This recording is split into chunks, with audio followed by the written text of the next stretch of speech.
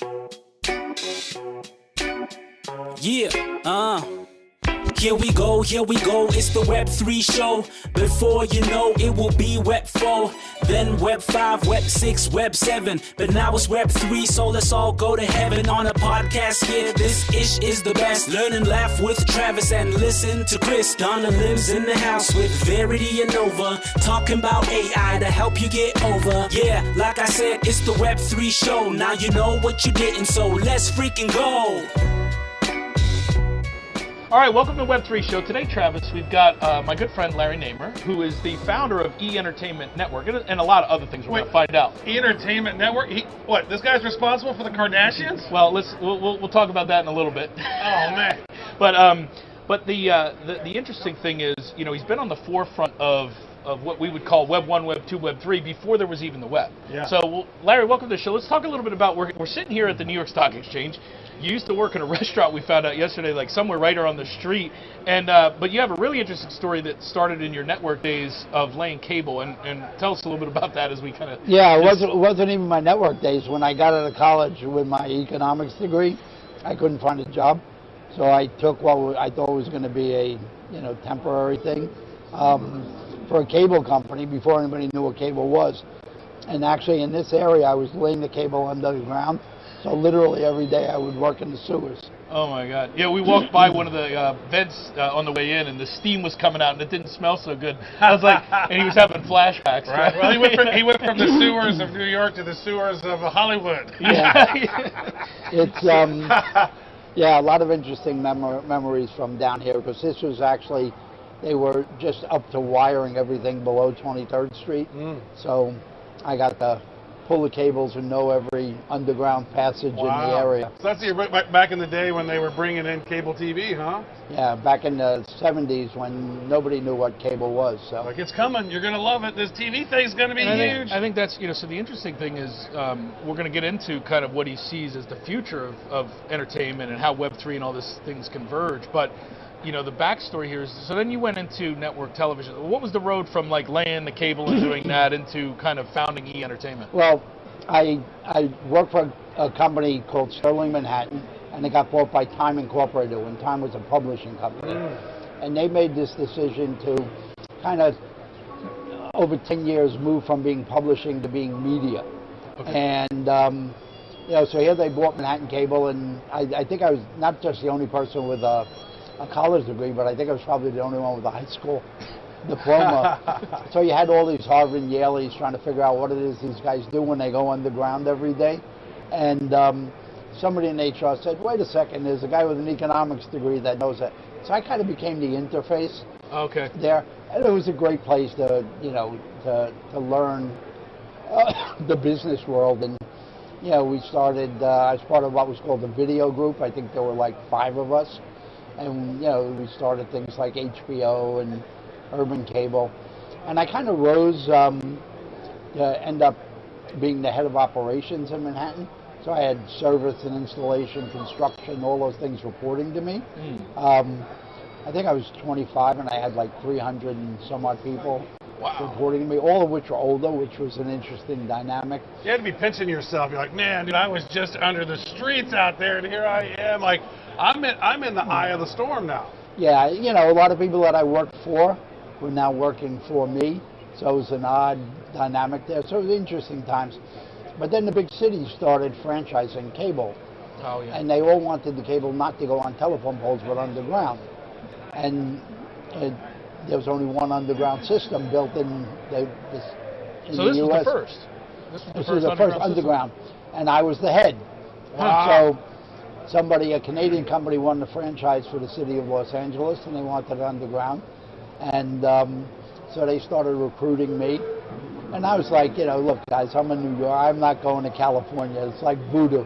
And, the head of the chairman of the company said, well, come out. Let me talk to you for an hour. I said, I'm not sure about that. He goes, you got a girlfriend? I went, yeah. He goes, okay, first class tickets for you and your girlfriend, Beverly Hills Hotel. I want an hour of your time. Okay. I said, okay, great. So I flew out there, and I was just like rude as hell. I'm going, okay, your hour starts now.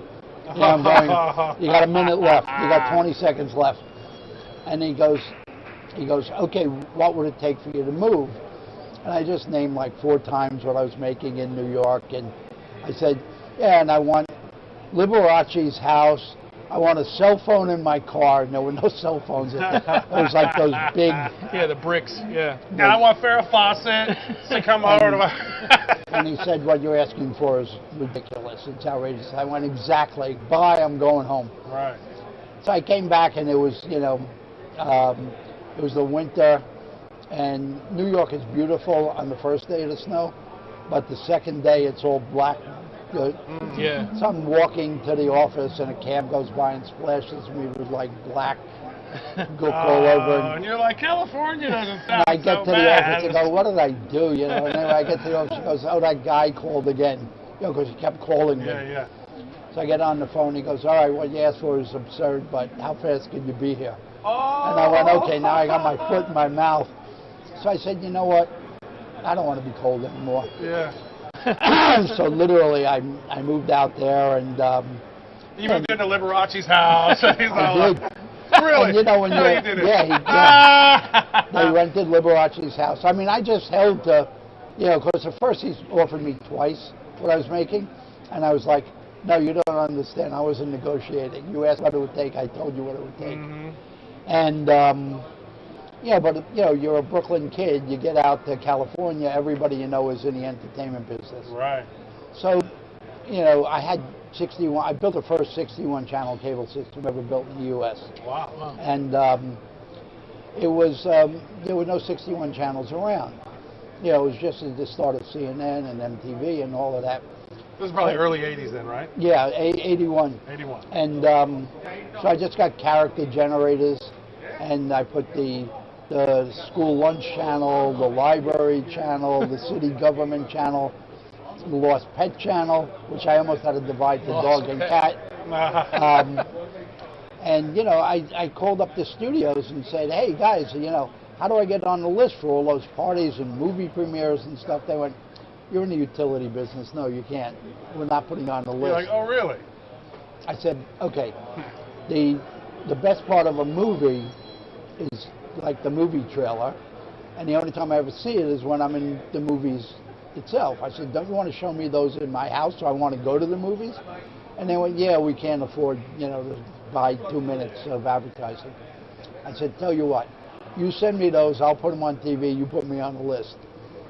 So when we started doing, and we started this thing, I hired a kid for like $3 an hour, he edited them together. And when we did surveys, people would go, oh, I love CNN, I love MTV, I love that trailer channel. I don't even think we gave it a name.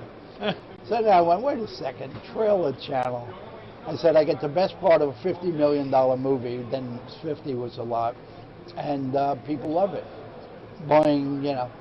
But then the company that I worked for sold out, they went back to Canada, and they wanted me to go to Toronto. I said, no, I didn't go from New York to LA to go to Toronto. So a friend of mine and I, you know, we were just kicking around saying, let's come up with an idea to do in, you know, California. And I went, you know, he goes, I always wanted to do like MTV at the movies. I went, wait a second. I said, here you have, you know, MTV, you know, going in, Madonna has a new video, you know, he points to a green screen. I go, we could do the same thing and go, and Schwarzenegger has a new movie. And, you know, the light went off. But we spent, we wrote a business plan, we thought it was brilliant. Spent 3.5 years of people going, nice idea, but you're not Rupert Murdoch, you know, you can't start, nobody starts a TV channel, you know, and we weren't smart enough to listen, and eventually... Maybe a little stubborn in there, Larry. Yeah, you know, and we actually were on a plane going to New York, and it was after 3.5 years of not raising it 10 cents, and we were ready to figure out how we thought a business plan off the plane without killing everybody. And we met a guy, and he goes, tell me what that's all about. We tell him, he goes, it's great, I love it. He goes, when are you doing it? We go, oh, we got no money. He goes, go see this guy on Wall Street. He just took over investment banking. And here we are. And so we went and saw this guy. There was a small company called Mayborn Nugent. They just moved into investment banking. And we go, and the guy's got movie posters on the wall. And Al and I looked at each other. He goes, no, it can't be. So we pitched the guy, and he goes, I love it. I'm going to give you money. At that point, it was like somewhere between 60 and 100 million to start a TV network. So I said, listen, you know, we got a lot of stuff we want to do. Could you make it more like the 100? He goes, oh, no, I'm only allowed to sign for 2. I'm like, what am I going to do with $2 million? It costs 60 to 100. He goes, I'm only allowed to sign for 2. Al and I looked at each other and said, you know what? We'll take it. We'll figure it out. So literally, we got $2 million from this guy, and I called out a friend teaching radio, television, film at Austin, Texas. I called him up. I said, you got kids who need intern jobs? He goes, yeah, I got a lot. I go, send them all. Nice. So we literally took apartments in Hollywood. We bought mattresses and stuff like that. So people we're don't gonna build a really successful entertainment company, you guys. Like, yeah, we're gonna do it. And you did it. Congratulations, my man. You know, it's interesting, like the form factor of trailers now, and you know, for the last 20 years is so different than it was like in the late 80s, early 90s. If you watch like Prime and you pick up like a movie from the 80s, you watch a trailer, it's just like a stream of consciousness from the middle of the movie. It's not like put together. Right. And I'm fundamentally curious, like you had to have had the initiative, like it must have changed or catalyzed the way that people did at 220, because like literally when you created a network that was featuring these things, they had to make them more entertaining, and they clipped them up and they turned them into the trailers that we now take for granted. Yeah, and they were, you know, they weren't really sending video crews onto sets of movies while they're being made. You know, and I said, guys, this is like basic marketing. You don't like start like 2 days before the movie's opening. I said, when you're making the movie, why don't we interview the directors and the people on the set and the special events and build up brand awareness of the movie, so when you finally open it, people know what it is. And Universal was the first one who really caught on, and they started sending video crews. So for us, it was great. I was getting, you know, all this programming content for nothing. They were getting free advertising. Right. You know, but then we had great rate. You know, as soon as we went on the air, everybody went, "Oh, why don't you tell us that's what you want to do? We would have given you money 3 years ago." So that's what. So basically, the actors will go out and go on that circuit tour and talk about it. You kind of helped invent that. Yeah, we invented that, and then all the studios caught on. And everybody, you know, it became commonplace. Innovator. We got some innovation going on So here, Chris. you know, I think the context is really relevant, because you know when Larry and I first met, we were talking about this, but then I asked him, you know, well, so what are you doing in the Web3 space? Like, what's your interest? What are you interested here? And I'm not going to take it out of his mouth. I'm going to let you say it. So why is this interesting at this point in your career? You know, 5 decades of kind of compounded success all over the world. You've had networks in China and other places. Why this space? Well, for whatever reason, and most people think it's because my mother dropped me on my head when I was 1, which she really did. I did see a dent. And I've always been really about what's next as opposed to what was. I've been, quote, new media now for 50 years. Cable, the pay TV, the internet content, and et cetera and stuff. And the NFT world and the Metaverse, it's inevitable. It makes so much sense, you know, particularly for anybody who's in the creative world. Yeah. You know, it's an opportunity to stay with the revenue streams, you know, for things, you know, not just selling out once and getting waved goodbye to. And so I see it as the next big thing. I think there's a lot of education that has to go on, but then again, when I got into cable, nobody will ever pay for TV. Right. You know, and then movies, nobody's paying for movies, and you know, all of that. It's kind of like now, nobody's going to get a wallet. Nobody's going to remember a seed phrase. Nobody's going to have an NFT. And that's the thing that's so wild is that. So personally, with Joe Comm, my friend, we've minted over 1.5 million NFTs. We were one of the first people to talk about NFTs back in 2017 and Web3 and stuff. And so it's fascinating. We're like, oh man, it's going to be so like. One of the big examples that I always have is, dude, I went to the 2014 Kansas City Royals playoff game, and my ticket stub is a wadded up piece of paper that I printed off. I'm like, dude, I want an NFT of that. I want to be able to prove that if I went to this movie, I want to have an NFT. I want to be able to take Seinfeld, chop up Seinfeld. I'll buy the NFT of the Soup Nazi, right? I mean, there's certain things that you can use NFTs that's so exciting around this space. Yeah, I mean, all you got to do is look back. I mean, I love looking back at the history of media and the way things grow. And, you know, people go to Broadway plays and they collect playbills. Yeah. And I'm going, doing, You know, it's such a natural that there's no question it's coming. I think you've had a bunch of bad actors in the space, and you've had inflated, you know, the Banksy and those things are just inflated BS and stuff. But it normalizes. And, you know, particularly in, you know, my world, the media world, people really haven't gotten to understanding the difference. They think crypto is the same as NFTs, is the same as blockchain and stuff like that. So there's so much good stuff going on that people don't know about. So when Chris and I, you know, met in the Philippines at a blockchain convention, you know, and we started talking about doing an awards show, we said, here's an opportunity to educate the world on all the good things happening. This is not a Sam Bankman-Fried, you know, scam. It's scam, Bankman, fraud. That's what it is. There's so much good stuff going on, and you know, it's funding so many really, really smart, good projects in literally every sphere. And so I just said, you know, this is something that has to be done, and I know how to make TV that people actually watch and stuff. So that's beautiful. Yeah, so you guys are going to be at the Nico Theater in Las Vegas doing the Nifties in June 14th. Very nice. Yep, and it'll be broadcast globally, and we're taking nominations now, and anyone in the public can nominate a project against one of the categories of the Nifties, and then there's the Academy of Digital Art, Sciences, and Culture, which Larry and I are founding members of, along with another 24 folks. Are actually the kind of governing body that will ultimately pick the short list and then pick the nominee that wins. You know, you'll be there hanging out and weighing in on your vote too. I taught you about NFTs, dude. No, you didn't. I did. No, you didn't. That's true. No, you didn't. Not true. Not true.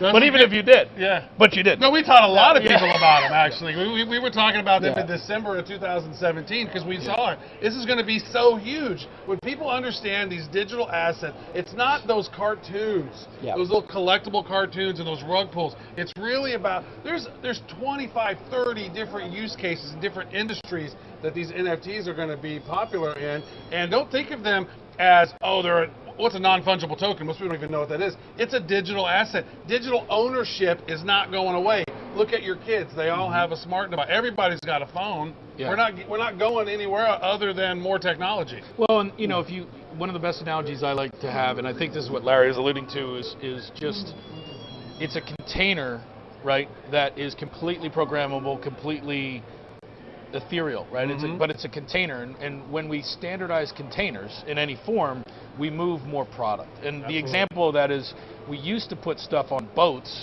in bags and in boxes, and we would drive something on, and then you had to take it off the same way. And then we figured out. No, they all got stuck in Los Angeles port. Yeah. Well, no. Then we figured out.